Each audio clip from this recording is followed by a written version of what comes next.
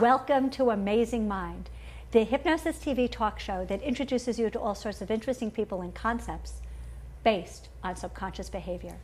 My name is Lisa Machenberg, hypnotherapist, HMI instructor, and host. Well, today I have an amazing guest. Let me tell you a little bit about Ken Dubner. When I was here at HMI and I needed a hypnotherapist because I was going through a fertility journey, I could choose anyone on staff. And I chose Ken Dubner. So it would be proper to say Ken Dubner got me pregnant. But what I mean by that is that as I was going through my fertility intervention over at the fertility clinic, Ken was my hypnotherapist. And when I almost lost my pregnancy at 20 weeks, Ken came into the hospital and did the most amazing mind-body connection hypnosis to help me hold on to the pregnancy. And so my sons were delivered at 38 and a half weeks. And I want to thank HMI grad Ken Dubner. Ken also is a frequent speaker for the American Hypnosis Association, where he does a certification class on rapid inductions and stage hypnosis. He also frequently lectures at UCLA School of Dentistry. Ken, welcome to the program today. Thank you for having me. Well, the reason I wanted you on, besides all those amazing things that I mentioned, That was wonderful. is you have a very interesting way of introducing hypnosis and using hypnosis with what you call, I want to get this right, the 3 perceptual positions. Can you explain to us what that means? Well, the 3 perceptual positions is a neurolinguistic programming concept. What I've been doing with clients in therapy is utilizing that along with hypnosis. So in other words, you can learn it as a standalone technology, or you can do what I do, which is take somebody through it. Once they've learned what they're about on a conscious level, have them experience those perceptual positions. There are 3.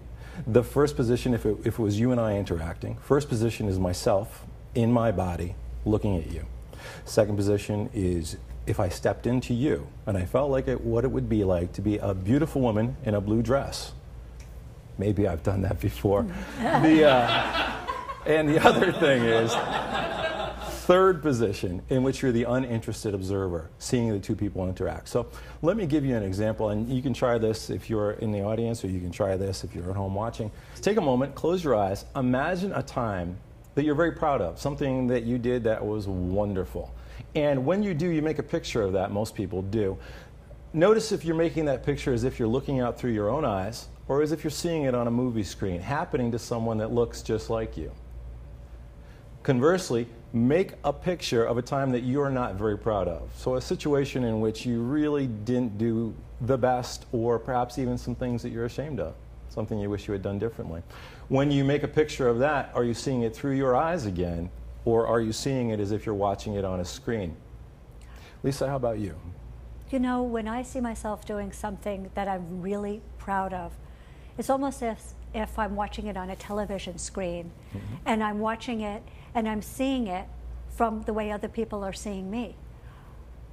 The crazy thing is, and tell me if this is true with most people, is when there's something that I feel shame around.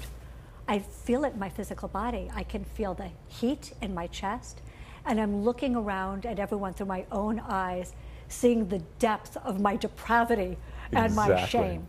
So it's interesting that with the good thing, I'm seeing it on a screen, and with the shameful thing, it just feels so personal and so first person, if that's a term. Exactly. And that's what most people in America do. There's a lot of cultural reasons we learn to do that, and a lot of people are doing it as a way of almost punishing themselves so they don't do that again.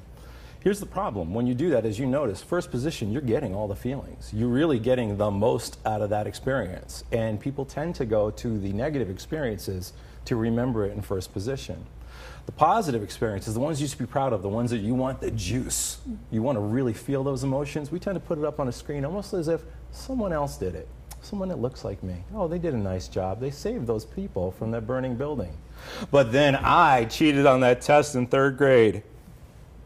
So if you reverse that, if you start to go to third position to remember the things that you found unpleasant in life, or when you're planning on something, there's a lot of times people will say to me, I'm in overwhelm. And I'll take them to third position first to see that person doing the things they need to do. In fact, I'll often say, hire an assistant that happens to look exactly like you, have them do it, see them do it on the screen, and then just step in the way bosses do at the end and take all the credit, get the feeling of it. What happens is then people find that overload goes away. And there's a reason for that. First position is very overwhelming. You're getting the emotions, you're getting the feelings, you're very much in the I, me, I did this, why did you do this to me, that kind of thing. Second position is wonderful for empathy. You can really understand how you're feeling and get to that person. It's great for negotiations. Third position, that disinterested observer, is wonderful for really getting perspective. And in fact, we use it in the language that we use. Take a step back. Get some perspective on it. Walk in her shoes for a while. Let me just kind of sit with this in my own self. We all use this unconsciously, but we don't use it explicitly. So I teach people how to use it explicitly. There are strengths and weaknesses, so let me just give you really quickly. The weakness of first position is you are very much into your own emotions. It's very hard to see the other person's viewpoint. It's a great way to feel really hurt and hold on to resentment. It's a great way to be a victim. Exactly. And you know you give up a lot when you give up being a victim. It's your story. If you give that story up, you have to write a new story. Exactly.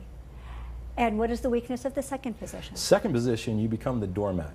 You become the person who says, well, he beats me, but because of his background, I can understand why he would do it. Instead of stepping into first position and saying, no, that's not okay no matter what. It doesn't matter what your background is.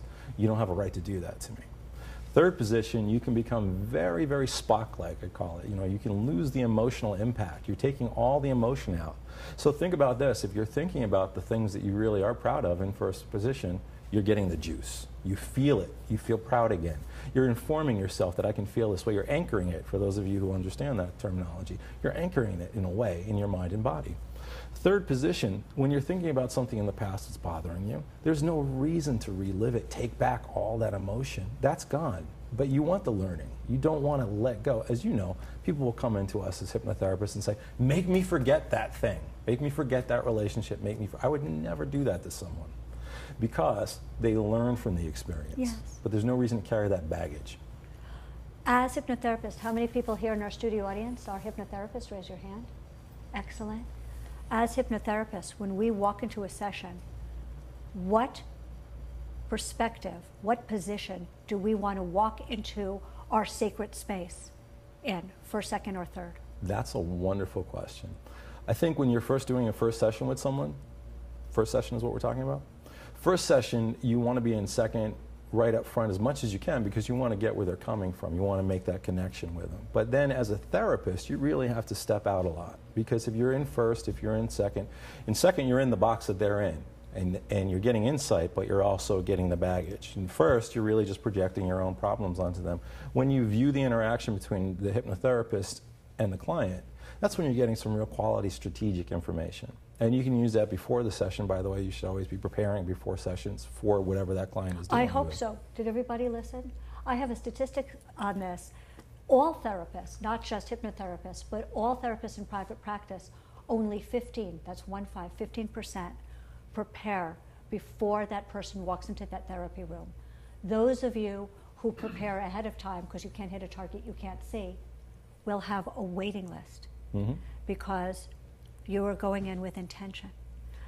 As a corollary to that, yes, they've also discovered that the top 15% across the board, no matter what the education, tends to be the people that prepare. Because you can wing it off of talent for a while, but you reach the point where native talent is not going to take the place. And just because you prepare doesn't mean that you're going to stick to a script at all during a session. You're going to have a live session with someone. But to have that background, to have your unconscious, think about it, you're a hypnotist, have your unconscious mind prepare itself to do its best work before you see the client. And by the way, you might want to do that in third position, watching someone up on the screen so you can get that perspective of that person really doing the job with the other person. I'm going to hire an assistant who looks just like me. And she'll be wonderful. Yes, she will. I have a question about this. Ken, that's how you use it cognitively. Right. How do you use this? How do you integrate this into hypnosis? One of the things I do is I do it in trance, usually by the second session. Again, every client is different, but my protocol is unless there's a presenting issue that needs to be addressed right away, I want them to really get this on a visceral level. So I'll take them through a visualization. in which they are actually experiencing, seeing themselves on the screen, pulling the camera back, playing with the different angles. By the way, third position, you can do so many things. You can take the camera angle, come up from above, you can go around the other person's side. Each variation is going to give you a little more understanding. So I have the client take that camera angle, see themselves, go up in the air, go around, then come back into their body. A lot of times what I find with my clients is second position is not the issue for them. By the way, we all use these three perceptual positions all the time. We just tend to lean on one more than the others in different situations. So second position, for most of the clients that come to me, if they're coming to me for performance issues, doesn't seem to be the big problem. It's either learning to do first or third.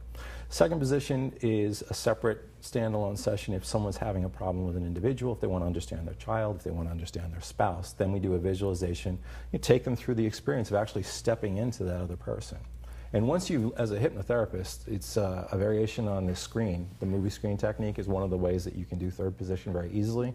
Bring the movie screen closer and closer, step into it, now you're in second position. So once you really kind of get it, it becomes a very natural way you view the universe, and you'll figure out from a lot of times how people look when they're looking and thinking, and from the language they're using, what they're talking about, if they're in first or second or third as they're talking about it. As long as I have you here today, I know that your certification class on rapid inductions through the American Hypnosis Association, one of my favorite classes. But I wanted to take this opportunity for everybody to learn one of your rapid inductions. I use them all the time because I like my gratification instant, and I think a lot of people do. So can you teach us one here today before the end of our segment? How much time do we have? We have about 3.5 minutes. Perfect, all right. Well, since I can't do anything with anyone in the audience, what I'll do is a variation of what I teach actually in the demonstrational stage class, which I'll be doing on the 15th of October, I believe.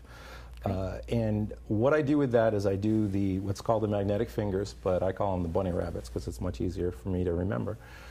And when I use that technique, it can be used in so many different ways, as a diagnostic, as a convincer, as a way of people just having a visceral experience, or as a way of eliminating people that don't want to be hypnotized. But one of the ways I use it more often these days, especially because I do a lot of Skype sessions and I can't be there in the room with the person, is as an induction itself. So everybody, if you'd like to try it, would you like to try it? Absolutely. Sure, let's do it. Everyone put your hands out straight in front of you, just like that. Put your hands together, just like, oh, you guys are good. See, most people, first time, that's great. With your hands, interlock your fingers thusly, put your 2 pointer fingers out, and bend your arm at the elbow, because you really can't bend your arm anywhere else. And go like this with your fingers a couple of times, make sure they can open and close. Now close them down nice and tight. Now what I want you to do is look at your thumbs.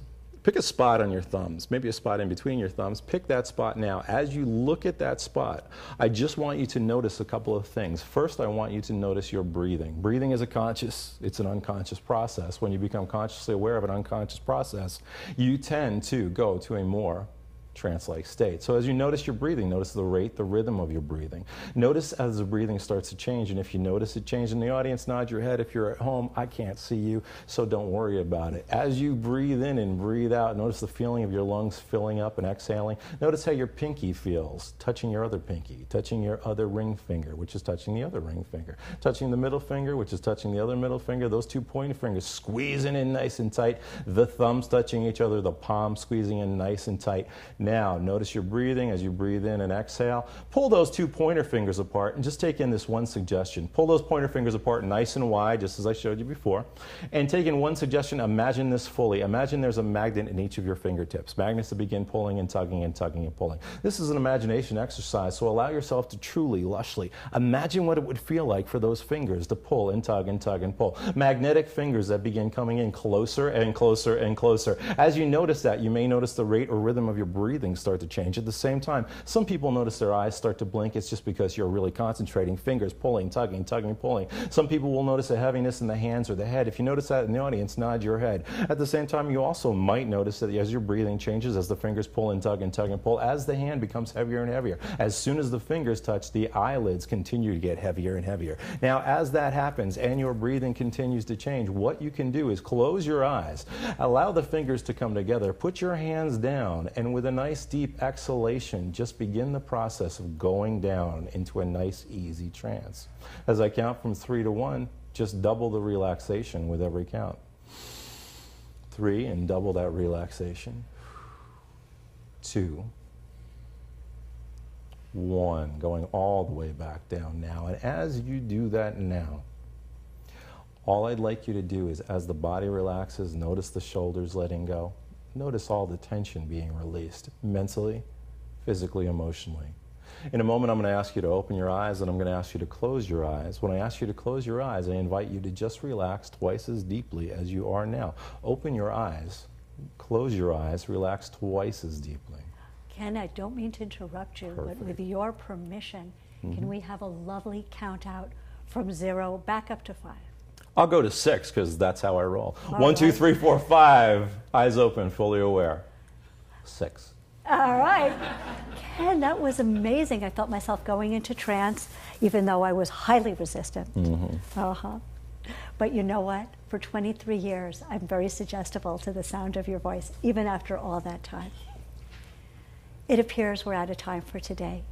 But Ken Dubner, I want to thank you so much for explaining so clearly how to use 3 different perceptual positions to help our clients overcome any of their challenges.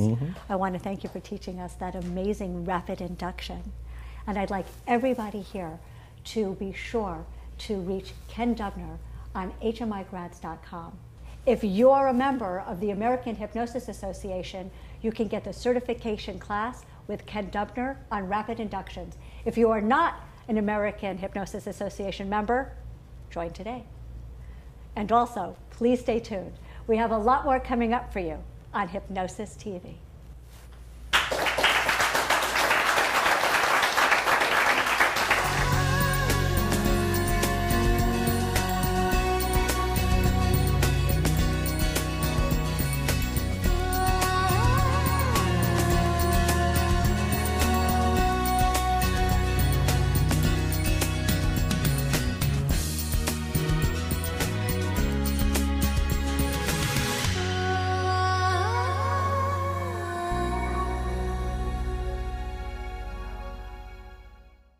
School of Dentistry. Ken, welcome to the program today. Thank you for having me. Well, the reason I wanted you on, besides all those amazing things that I mentioned, That was wonderful. is you have a very interesting way of introducing hypnosis and using hypnosis with what you call, I want to get this right, the 3 perceptual positions. Can you explain to us what that means? Well, the 3 perceptual positions. Ken Dubner got me pregnant. But what I mean by that is that as I was going through my fertility intervention over at the fertility clinic, Ken was my hypnotherapist. And when I almost lost my pregnancy at 20 weeks, Ken came into the hospital and did the most amazing mind-body connection hypnosis to help me hold on to the